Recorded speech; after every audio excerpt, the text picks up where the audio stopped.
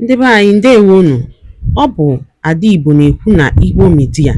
N'Igbo Media, anyị na-ewetara unu ọtụtụ ozi gbasara ihe na-emegasị na Biafra Land, n'ala Igbo na mba ndị ọzọ.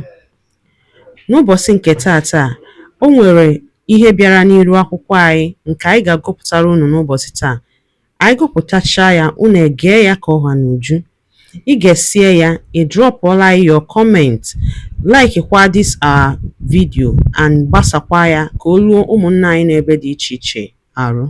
Ozi anyị wetara unu tata si n'aka otu nwanne anyị nwoke, a Biafra activist. Dịka o si dere anyị ozi ya n'iru akwụkwọ, ọ dere sị: Nnamdi Kanu need to be released after this news, as Rufai Oseni joined Dr. Abati to expose these bandits. Ya bụ ozi ka anyị ji bịa tata na Igbo Media. Ị ga-esi ya bụ ozi, gbaa mbọ gwa anyị iche ma mekwa ka ozi arụtụ ụmụnna anyị n'ebe dị iche iche aka. Ngwa gere ya ka ọha n'uju. Governor Umar Bago has drawn swift reactions on social media after announcing that all preachers in his state must submit their sermons for review before preaching.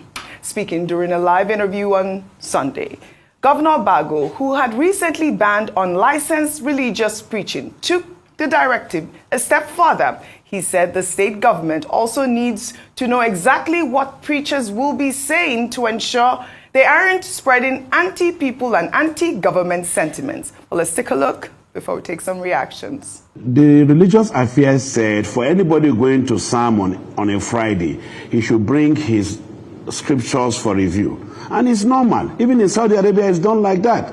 You know, we cannot say because you have been given opportunity to be a clergy, you go there and preach some gospels that are, you know, anti-people, anti-government, and you think it's normal. We want to be able to see what they are preaching, hear what they are saying. You know, we are working together with the security agencies, the Department of State Service, the police, the civil defense, and even the military. I mean, this is incredible. He actually compared Nigeria to Saudi Arabia. I mean, this isn't the first time Niger State has imposed a level of oversight on public discourse. Last month, we discussed this. Governor Bago also directed the Commissioner of Police to seal off Badegi FM radio station over alleged incitement. Let me take some reactions to this story. This person wrote on X: while the Nigerian Constitution guarantees freedom of thought, conscience, and religion, it explicitly states that the government shall not adopt any religion as a state religion. It also allows for restrictions on fundamental rights for the purpose of maintaining public order and security. The legality of the governor's directive is therefore a subject of debate, but this policy is unprecedented in the level of government oversight as it introduces the contentious legislation over religious content, and this has drawn criticism from religious leaders and congregants who view this innocuous policy as an insidious infringement on constitutional protections. Another ex-user wrote: Mr. Governor, your duty is to protect the security and welfare of the state, not to intrude on people's rights of expression or dictate how they worship. Your responsibility is to ensure that regardless of what is preached in places of worship, peace and security are maintained. Have you now become a gospel police? Why try to regulate sermons instead of focusing on your core duty? Stay in your lane, safeguard the state, keep the peace, and separate government responsibility from religion. And I thought that was so That was very powerful. Thank you so much. He summed my thoughts this way, that the governor of Niger State has been majoring on a lot of minors in recent times. There are many issues in Niger State that deserve his attention more than this. Yes. When it comes to religious freedom, we've often talked about it and how free it is here in Nigeria is guaranteed by the Constitution. Unfortunately, when you start to police, as it were, clerics, and comparing us to Saudi Arabia that is an Islamic state. Nigeria is supposed to be a secular state, but oftentimes we see again and again how, you know, leaders, governors, presidents choose to police what should be freedom and a right of choice for individuals in their state. Yes. Let me give him better, in terms of other areas to look at. Let's look at infrastructural development in Niger State. Let's actually talk about empowering the people enough with education to ensure that they have a better chance at life and aspiration. Let us look at, security challenges, the bandits, and the talk around the fact that some of them is steeped in ideological beliefs or even religious beliefs. Let us address those things and not talk about how, and you know what he said? He said, so that we can check out whether the sermon is anti-government or anti-people. It is also a covert way of clamping down on free speech, even amongst the people, so that no one will criticize him or say anything that does not agree with his government or his person. We need to nip this in the bud. If not, after a fashion, Nigerians will just be docile. Whatever the leaders meet on the people is what they will accept. Right. So that he allows the people to speak freely and lets him face governance. Section 38 of the Nigerian Constitution guarantees the freedom of thought, conscience, and religion. In other words, if the government of Niger State is trying to control how pastors or clerics generally think, that would be a violation of their fundamental rights under Section 38. And a further violation is indicated in Section 39, which talks about freedom of expression. Now, I'm surprised that in Niger State, they have a Niger State Religious Affairs Department. Now, Section 10 of the same Constitution says that you cannot interfere with, there shall be no state religion. So what are they doing in that Religious Affairs Department? And we've praised Governor Bago before. We have. He promotes religious unity.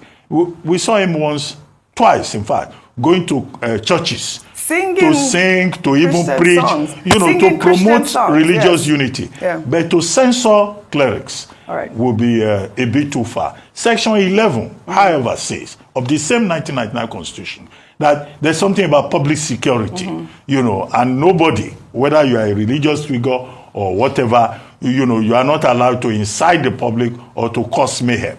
So how do they in Niger State, walk the tightrope without censoring the rights of religious people under Sections 38 and Section 39? These are the questions. I'll go to Katsina State now, and Rufai, we can tie it all together.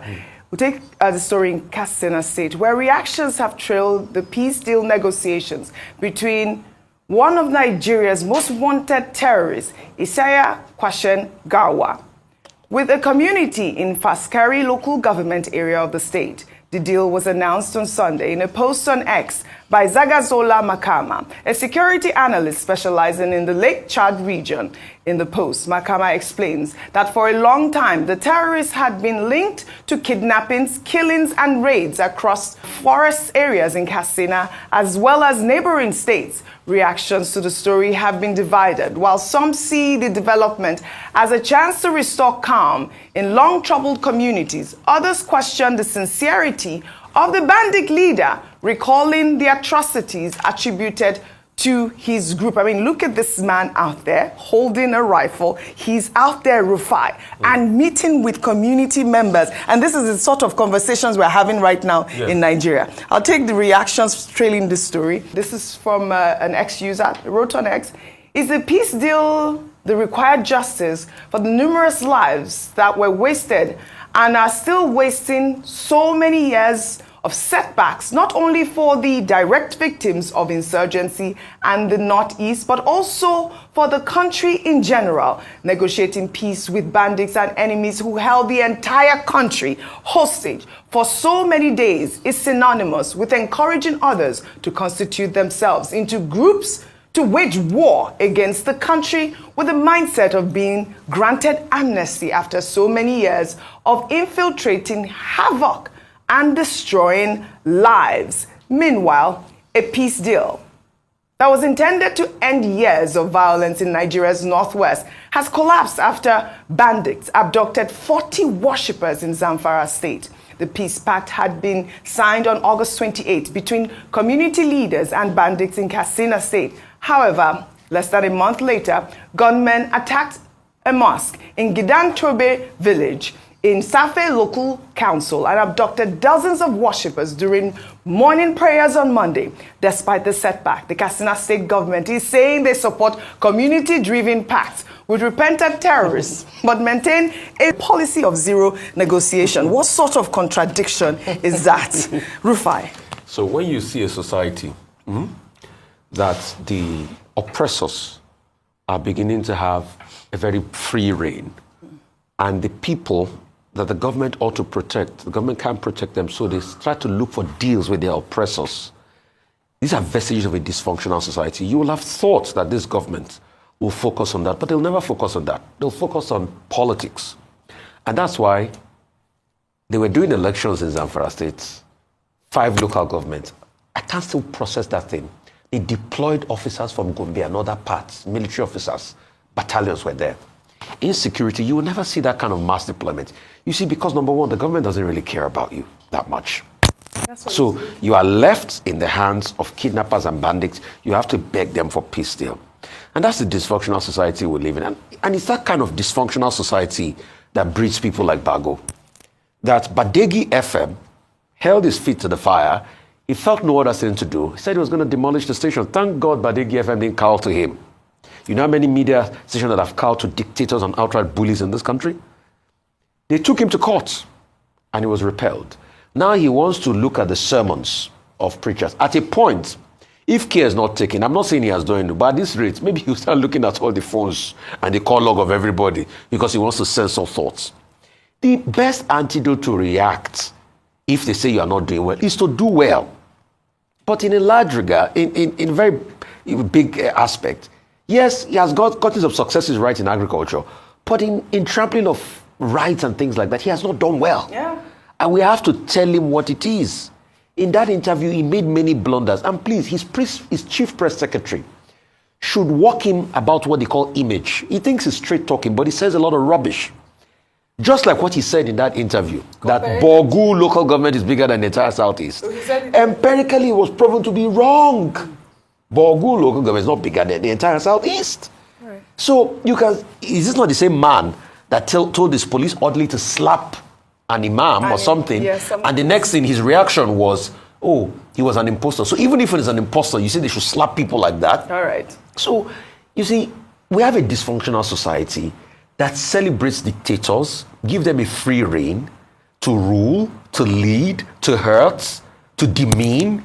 And we are meant to go and say rankadede to dictators. And when you speak out, you are told that you are not patriotic, and they will couch it around religious and tribal lines. Right. I mean, this is the situation that we have in our hands at this point. We have this terrorist leader who is actually number 9 on the DSS list, most wanted, and he's out there. His pictures are there, and he's negotiating with the community. It is unfortunate. It is unfortunate. We have the picture of the man bandit was given chieftaincy title. And government officials were invited to the ceremony and they attended it. Is it not the same country where they were giving bandits wives? One state was organizing women for them. That if they got married, they would be... Oji, look at the military fatigue the guy is wearing. Come on. If you dare wear that camo, the military will beat you blue-black in public. But look at him. Wearing a military cap. Unacceptable. It's the audacity and boldness of impunity. That's bandits and terrorists are criminals. They are. They do not deserve jollof rice. They do not deserve chieftaincy titles. Yes. They do not. Ngwano, dalo nene no umunnem likun sinesera ni bo media. Gini kunu wali ikwu na nkawa nke unu. Gbasta maka ihe nọ n'iru akwụkwọ n'ụbọchị uhuruchi nke taa. Gwa ya ife iche n'ụdị nke gị. Deela ya n'akara kọmentị ka mara ihe i chere. Ma chetakwa tụsa ya bụ ozi ka o were ụmụnne anyị ndị ọzọ ntị. Ndewo na ụmụnne m ka emesịa nụ.